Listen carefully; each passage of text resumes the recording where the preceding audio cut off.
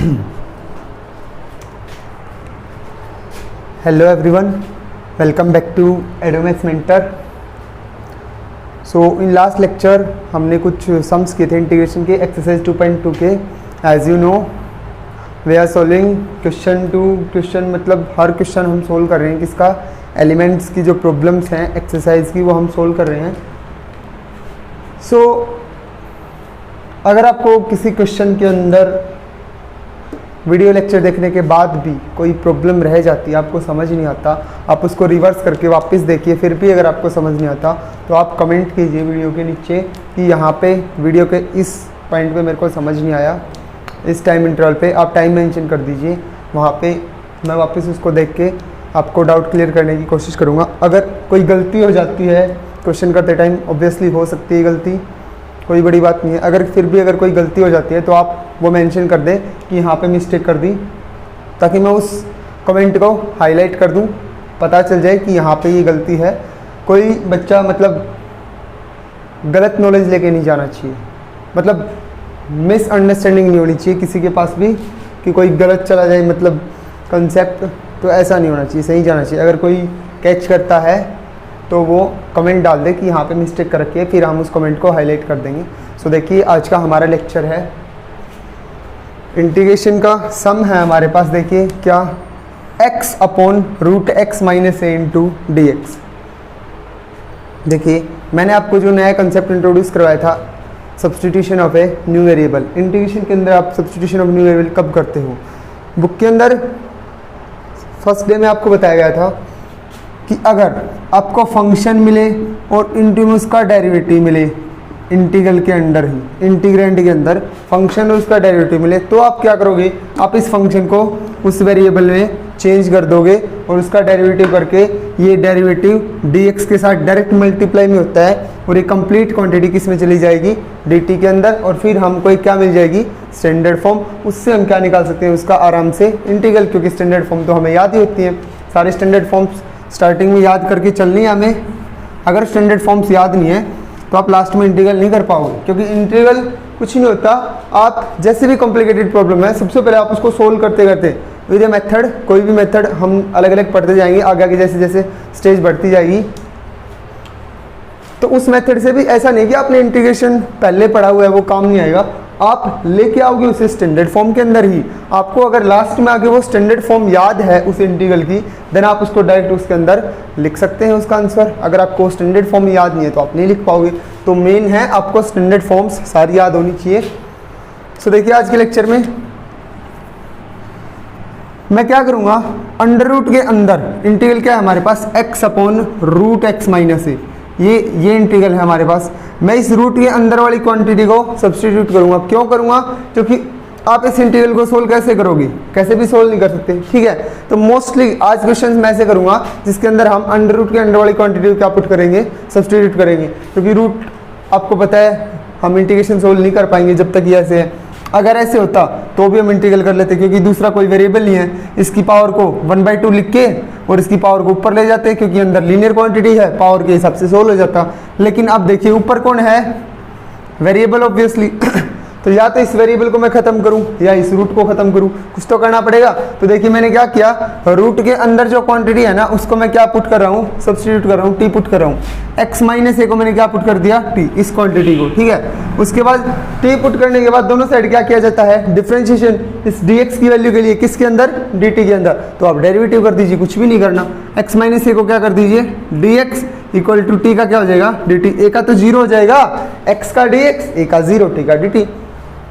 आपने क्या कर लिया, x माइनस ए की जगह टी पुट कर लिया, dx की जगह आपने dt कर लिया, लेकिन रह गया कौन, x। मैंने आपको बताया था लास्ट लेक्चर में, अगर आपने लास्ट वीडियो देखी है, कि अगर आप सब्स्टिट्यूट कर रहे हो वेरिएबल को तो मस्ट भी आपको कंप्लीट इंटीग्रेंट को उसी वेरिएबल के अंदर लेके जाना पड़ेगा। आप ऐसा नहीं कर सकते कि इसको तो t में कर दिया और इसको x में रख के चल रहे हो और फिर इसको सोल्व कर रहे हो, नहीं, ऐसा नहीं हो सकता। आप कंप्लीट को जहाँ पे कन्वर्ट कर रहे हो उसको कन्वर्ट कीजिए और कन्वर्जन करने के बाद आप उस इंटीग्रल को सोल्व करना स्टार्ट कीजिए। देखिए तो मैंने क्या कर दिया, x माइनस ए की जगह रूट में क्या पुट कर दिया, t, और dx की जगह कौन आ गया, dt। लेकिन ये देखिए इस x को मैं x नहीं लिख सकता, यहाँ पे आप इस इंटीग्रल को सोल्व नहीं कर सकते। आपने x को t में चेंज कर दिया तो आप x की वैल्यू भी किसके अंदर लिखिए, t के अंदर।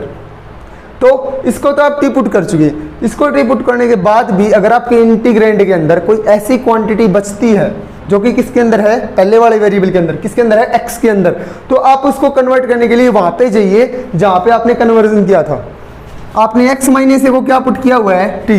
आप यहां से उस x वेरिएबल की वैल्यू निकालिए, किसके अंदर, t के अंदर। तो निकालिए, x की वैल्यू कितनी आ जाएगी, t प्लस ए। x की वैल्यू कितनी आ जाएगी, t प्लस ए। आप इस x की वैल्यू को यहाँ पे पुट कर दीजिए, अब t प्लस ए।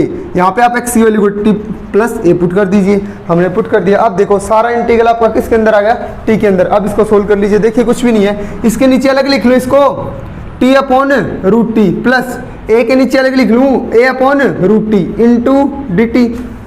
अब देखिए t अपॉन रूट टी कितना होता है, हाफ पावर नीचे 1 ऊपर है तो हाफ कैंसिल हो जाएगी तो रूट टी बच जाएगा। आ गया स्टैंडर्ड फॉर्म आ गई। सोल्व कर दीजिए। क्या होता है, रूट टी का इंटीग्रेशन करने के लिए क्या पढ़ना पड़ेगा, टी की पावर कितनी है 1/2, टी की पावर कितनी है 1/2, और ये टी की पावर कितनी है 1/2। ये कहाँ पे आएगा ऊपर, तो कितनी हो जाएगी टी की पावर -1/2, a इंटू टी की पावर -1/2। इसका इंटीग्रल आप आई थिंक कर सकते हो। टी की पावर 1/2 का इंटीग्रेशन क्या हो जाएगा, 1 प्लस कितनी हो जाएगी 3/2, और टोटल पावर नीचे प्लस में कांस्टेंट हमेशा ऐसे ही रहता है तो a का a, और t की पावर -1/2 में +1 करूंगा तो क्या आएगा 1/2, तो t की पावर 1/2 अपॉन में टोटल पावर 1/2 प्लस में कांस्टेंट ऑफ इंटीग्रेशन। ये हमने इसका इंटीग्रल कर दिया, बहुत सिंपल था। देखिए अब t की जगह वापस कौन पुट कर दीजिए, x माइनस ए, क्योंकि मैं इस वेरिएबल को आंसर में नहीं छोड़ सकता, ये जानते ही नहीं t कौन है, तो t की जगह वापस कौन पुट कर दूंगा मैं, x माइनस ए। तो x माइनस ए की power 3/2, a into x minus a की power 1/2 plus constant of integration. ये आपका क्या आ जाएगा last answer. So I think आपको समझ आया होगा। देखिए dx upon root x into 1 plus root x. तो हम इसको कैसे प्रोसीड करेंगे, ऑब्वियसली आपको पता है रूट एक्स का डिफरेंशिएशन कितना होता है 1/2 रूट एक्स। अगर मैं रूट एक्स को टी पुट कर दूं तो उसका derivative 1/2 root x into D X equal to D T.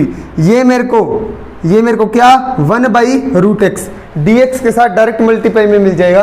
अब देखिए आपके पास यहाँ पे 2 रूट एक्स हैं, अगर मैं इस रूट एक्स को टी पुट करूँ ना तो मेरे को देखिए इस रूट एक्स को टी पुट करूंगा तो ये 1/रूट एक्स है ना डी एक्स के साथ डायरेक्ट मल्टीप्लाई में मिल जाएगा। लेकिन अगर मैं बोलूँ कि मैं इस रूट एक्स को टी पुट कर रहा हूँ, ठीक है, अगर मैं इस रूट एक्स को टी पुट कर रहा हूँ तो इसका डेरिवेटिव 1/2 रूट एक्स, वो 2 को भी छोड़ दीजिए, 1/रूट एक्स किसके साथ, dx के साथ डायरेक्ट मल्टीप्लाई में होना चाहिए, किसके साथ है, dx के साथ डायरेक्ट। लेकिन यहाँ पे तो 1 प्लस रूट एक्स बचेगा, ये है 1 प्लस रूट एक्स, हमें चाहिए कौन 1/रूट एक्स, तो ये तो गलत गड़बड़ हो जाएगी। तो हमें क्या करना पड़ेगा, इस वाले रूट एक्स को टी पुट करना पड़ेगा, डेरिवेटिव फिर भी वही आना है। और मैंने क्या बोल रखा है, अगर जिस फंक्शन को आप सब्सटीट्यूट कर रहे हो उसके मल्टीप्लाई में कुछ है कोई दिक्कत नहीं, उसको भी साथ लीजिए, उसके प्लस में कुछ है कोई दिक्कत नहीं, उसको भी साथ लीजिए, इकट्ठा करके सारे को सब्सटीट्यूट कर दीजिए, क्योंकि वो कांस्टेंट आपके इंटीग्रेशन या फिर सॉरी आपके डिफरेंशिएशन के ऊपर कोई इफेक्ट नहीं डालेंगे, क्योंकि कांस्टेंट का डिफरेंशिएशन क्या होता है 0।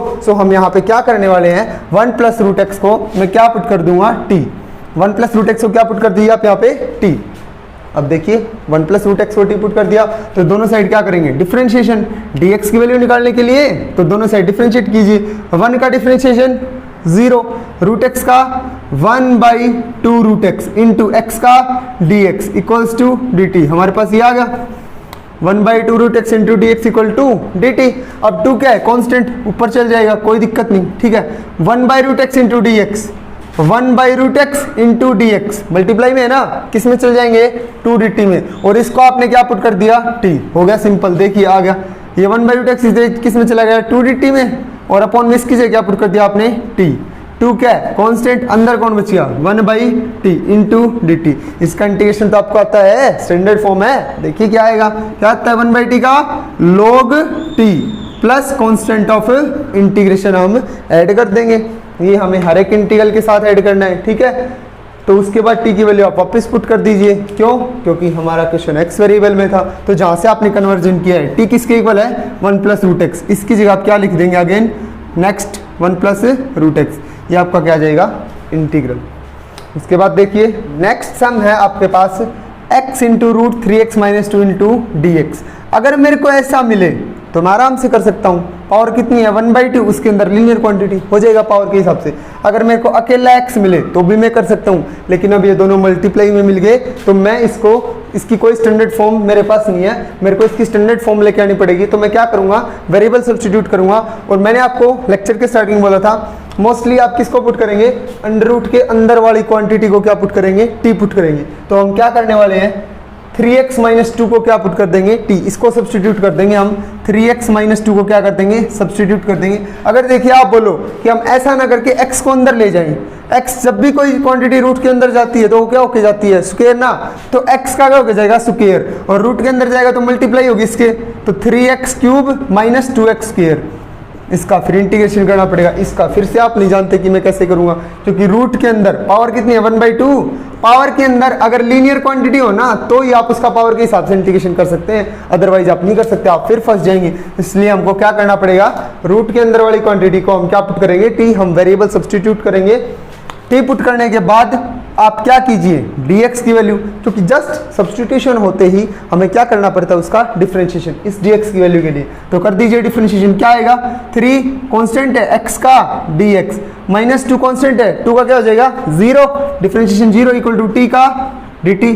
तो हमारे पास क्या आ गया, 3dx = dt, जबकि हमें वैल्यू चाहिए सिर्फ dx की, वो क्या आ जाएगी, dt/3।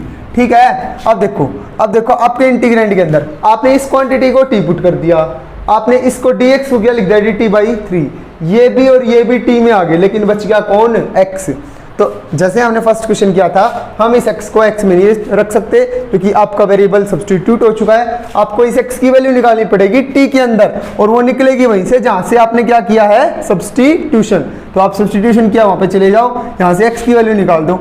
x की वैल्यू कितनी आ जाएगी, x की वैल्यू कितनी आ जाएगी, t + 2/3, ये 2 इस साइड आएगा, 3 डिवाइड में, तो ये हमारी x की वैल्यू आ गई। इस x की वैल्यू को अब आप पुट कर दीजिए, यहाँ पे कर दीजिए t + 2/3, ये x की वैल्यू होगी इनटू में रूट, ऐसे कैसे था, अंदर वाली क्वांटिटी को क्या पुट कर चुका मैं, t, और इनटू में dx की जगह क्या आ चुका, dt/3। ये आपका कंप्लीट सब्स्टिट्यूटेड इंटीग्रल आ गया t वेरिएबल के अंदर। ठीक है। उसके बाद देखो 1/3 क्या आएगा, कांस्टेंट, बाहर रूट t है, अंदर मल्टीप्लाई करवा देता हूँ। उसके बाद ये भी 3 है ना, ये भी 3 कहाँ पे आ जाएगा, बाहर, 3 × 3 9, कांस्टेंट था कंप्लीट, बाहर ले आए। अब रूट t को अंदर मल्टीप्लाई करवा दीजिए, देखिए क्या आएगा, रूट t को अंदर मल्टीप्लाई, रूट t × t कितना हो जाएगा, t की पावर 3/2, ठीक है, प्लस में 2 रूट t, 2 × t की power 1/2 into dx, sorry dx नहीं dt। आपका ये इंटीग्रल आ जाएगा।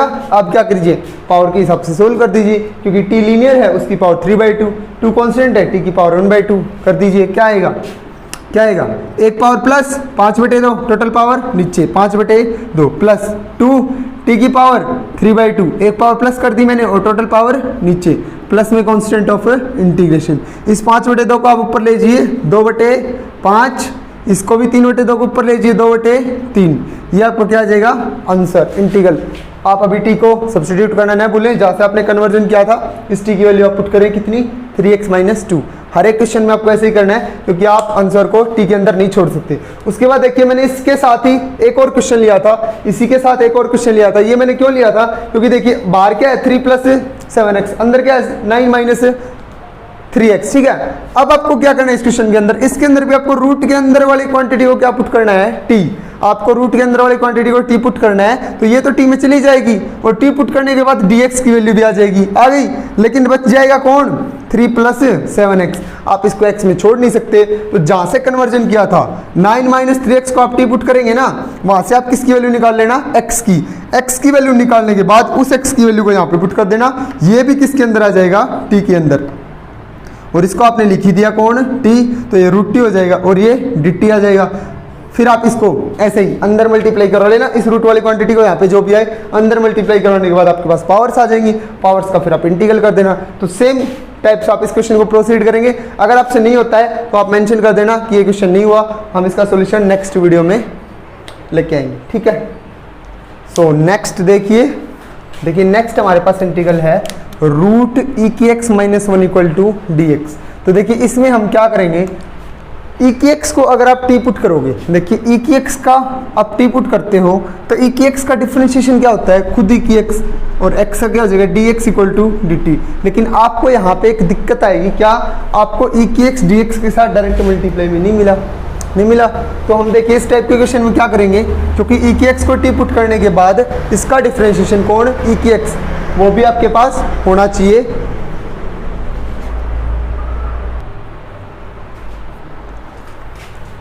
वो आपके पास है नहीं ई की एक्स का डेरिवेटिव, तो हम क्या करेंगे, कंप्लीट इस कंप्लीट को क्या कर रहे हैं, रूट ई की एक्स माइनस वन को क्या पुट कर रहे हैं, टी पुट कर रहे हैं। देखिए मैं आपको वीडियो के स्टार्टिंग में बता चुका, आपको डिफरेंशिएशन मिलने से अब कोई मतलब नहीं है, आपको अपने क्वेश्चन इंटीग्रल को सोल्व करने के लिए उसे किस फॉर्म में ले जाना पड़ेगा, एक स्टैंडर्ड फॉर्म के अंदर इजी बनाने के लिए, इसलिए हम सब्स्टिट्यूशन का यूज करते हैं। तो मैं क्या कर रहा हूँ, पूरे रूट ई की एक्स माइनस वन को टी पुट कर रहा हूँ। यहाँ से ई की एक्स माइनस वन किसके इक्वल हो जाएगा, टी स्क्वायर, दोनों साइड स्क्वायर कर दिया मैंने।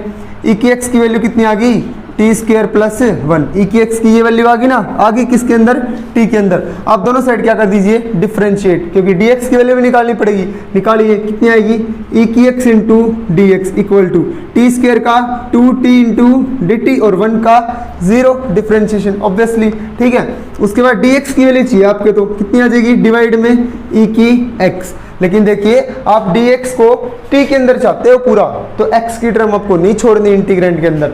आप अगर e की x डिवाइड में ले आओगे तो आपका कन्वर्जन तो हुआ ही, तो इसी की x को भी आपको किस में रखना पड़ेगा, t के अंदर। और इसी की x की वैल्यू t के अंदर कितनी है, टी स्क्वायर प्लस वन। यहाँ से आप इस e की x की वैल्यू यहाँ पे पुट कर दीजिए, कितनी, टी स्क्वायर प्लस वन, मैं लिख रहा हूँ 1 प्लस टी स्क्वायर, मैंने यहाँ पे ई की एक्स की वैल्यू पुट कर दी, ठीक है। अब देखिए मेरे पास डी एक्स की वैल्यू भी आ गई, ये आ गई टी के अंदर, और इस पूरे को मैंने टी पुट कर ही दिया, तो मेरा कंप्लीट इंटीग्रल देखिए क्या आ गया, इसकी जगह मैंने क्या पुट कर दिया, टी, और डी एक्स की वैल्यू क्या आ गई, 2t D T upon 1 plus T square, और टी इंटू टी स्क्वायर, 2 के आपका कॉन्स्टेंट मैंने बाहर ले लिया।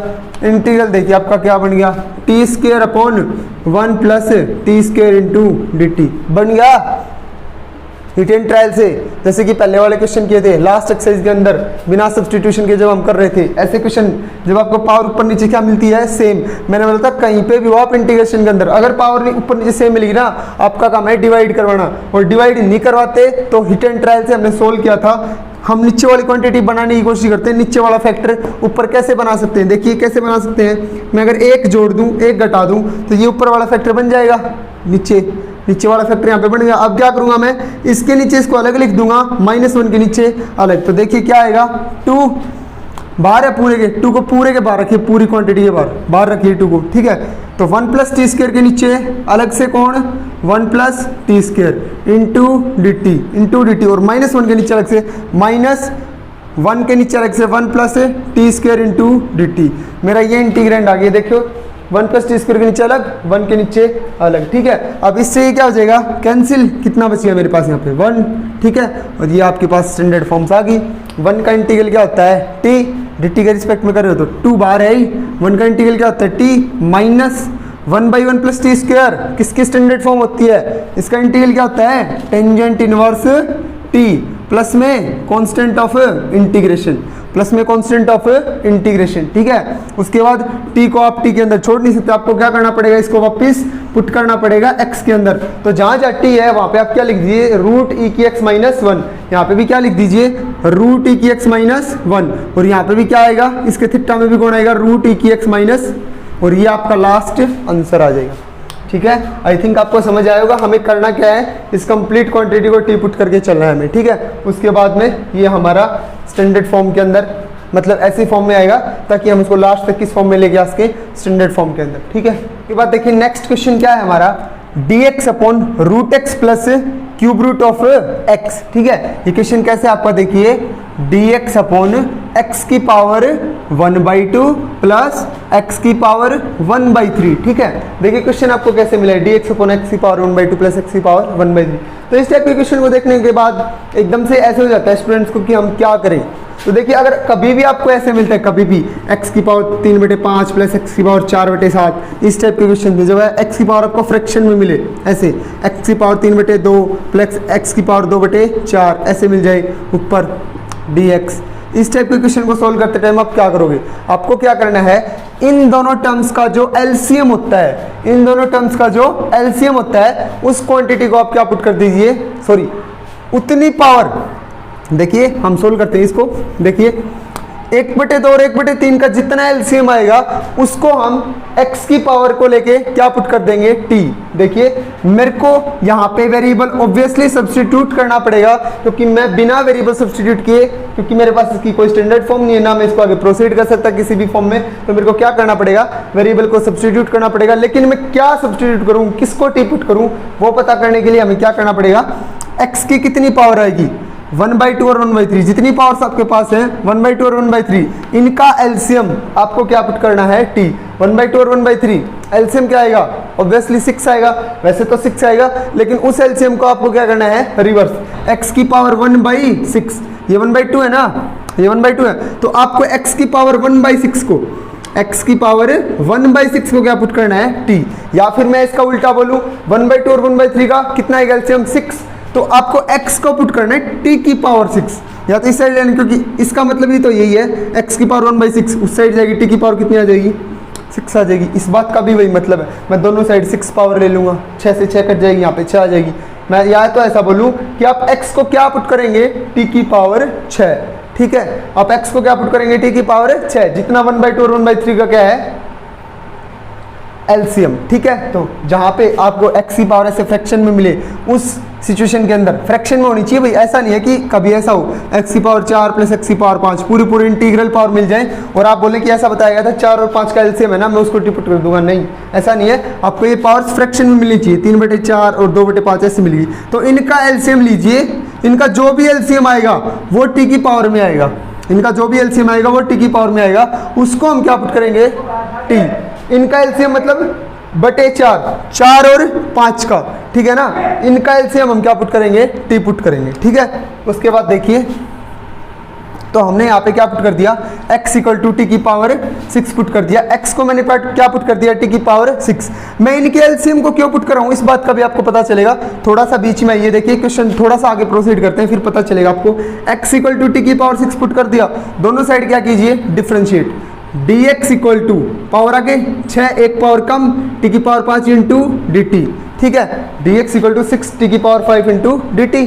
हमने dx की वैल्यू निकाल ली, इतनी आ गई, और x को क्या कर दिया, t की पावर 6, तो x की जगह मैं t की पावर 6 ले लूंगा और dx की जगह मैं ये लिख दूंगा, मेरा सारा वेरिएबल किसके अंदर आ जाएगा, t के अंदर। अब आगे क्वेश्चन को प्रोसीड करते हैं, देखिए तो क्या आ जाएगा आपके पास, dx की जगह मैं क्या लिख लूंगा, 6t की पावर 5 dt, 6t की पावर 5 dt, और नीचे कौन आ जाएगा मेरे पास, नीचे कौन आ जाएगा, देखिए x की जगह मैं क्या लिखूंगा, t की पावर 6, t की पावर 6, और उसकी पावर कितनी लेनी है मेरे को, 1/2, प्लस में x की जगह मैं क्या लिखूंगा, t की पावर 6, और उसकी पावर कितनी लेनी है मेरे को, 1/3। अब देखिए पावर की पावर के साथ क्या होती है, मल्टीप्लाई, तो 2 से ये 3 क्या हो जाएगा, 3 पे कट जाएगा, और 3 से ये 2 पे कट जाएगा, तो यहाँ पे कौन बचेगा, t की पावर 3, 2 से 3 पे कटेगा, प्लस 3 दूनी 6, t की पावर 2, आपके पास ये टर्म्स बचेंगी। तो मैं ऐसा क्यों बोल रहा था कि अगर आपको x की पावर 3/4 प्लस x की पावर 4/5 ऐसे अगर ऐसी क्वांटिटीज मिलती हैं, देन आप क्या t पुट करेंगे, तो अगर आप x को t की पावर 20 पुट कर देते हैं, देखिए यहाँ पे भी t की पावर 20,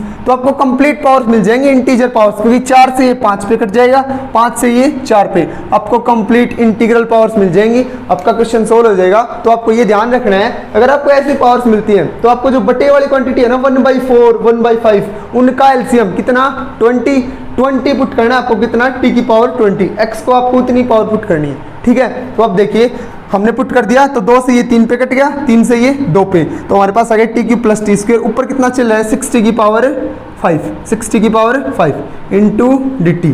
उसके बाद नीचे से कौन कॉमन आ रहा है, दोनों में से टी स्क्वायर, क्या कॉमन आ रहा है, टी स्क्वायर, तो टी स्क्वायर कॉमन ले लीजिए, कॉमन ले लीजिए, ऊपर क्या आएगा, 6t की पावर 5 dt अपॉन में टी स्क्वायर कॉमन आ गया, 1 प्लस t, यहाँ पे 1 बचेगा, यहाँ पे t, तो टी स्क्वायर से 2 पावर कैंसिल, कितनी बचेंगी, टी क्यूब, ठीक है। 6 क्या है, कांस्टेंट, बाहर ले लीजिए इंटीग्रेशन से, मैंने बाहर ले लिया, ठीक है। उसके बाद देखिए आपका इंटीग्रेंड आ गया यहाँ तक, आपका इंटीग्रेंड क्या बन के आ गया, देखिए क्या आ गया आपका integrand, T cube upon 1 plus T into D T. उसके बाद देखिए नीचे पावर कम, डिनोमिनेटर की पावर अगर कम हो तो मैंने बोला था आप किसी भी स्टेज पे खड़े हो इंटीग्रेशन के अंदर, अगर आपको डिनोमिनेटर की पावर छोटी मिलती है न्यूमरेटर से, आप उनको क्या करवाएंगे, डिवाइड। उससे पहले प्रोसीड नहीं करेंगे। अगर आप बिना डिवाइड किए इस फैक्टर को ऊपर जनरेट करना जानते हैं बाई हिट एंड ट्रायल, मतलब इंस्पेक्शन से आप इसमें क्या जोड़ घटा करके आप इस फैक्टर को खत्म कर सकते हैं, तो वैसे कर दीजिए। तो हम कर रहे हैं, देखिए इंस्पेक्शन से कर रहे हैं, हम क्या कर रहे हैं, मैं +1 कर रहा हूं और -1 कर रहा हूं, तो मैं इसके नीचे इसको अलग लिख रहा हूं और 1 के नीचे अलग, t³ + 1 के नीचे अलग लिखिए, t³ + 1 के नीचे अलग लिखिए 1 + t को, और -1 के नीचे अलग लिखिए 1 + t को इंटू dt। ठीक है, अब देखिए a³ + b³, a³ + b³, क्या होता है फॉर्मूला a³ + b³ का, a³ + b³ किसके इक्वल होता है, a + b into a² + b² + ab, plus ab होता है ना, नहीं, कितना होता है, -ab। ठीक है, a + b into a² + b² - ab। तो मैं इसको इस फॉर्मूले के अकॉर्डिंग ओपन करूंगा t³ + 1³ को, तो देखिए t³ + 1³ को हम क्या लिखेंगे, देखिए t³ + 1³ को हम क्या लिखने वाले हैं, 1 + t into a + b into a² + b², t² + 1 का स्क्वायर और माइनस में ab, t और 1 की मल्टीप्लाई, माइनस में t, अपॉन में कितना आ जाएगा, t + 1, अपॉन में t + 1, इस फैक्टर से क्या हो जाएगा, कैंसिल, कैंसिल हो गया फैक्टर, इससे कैंसिल हो जाएगा।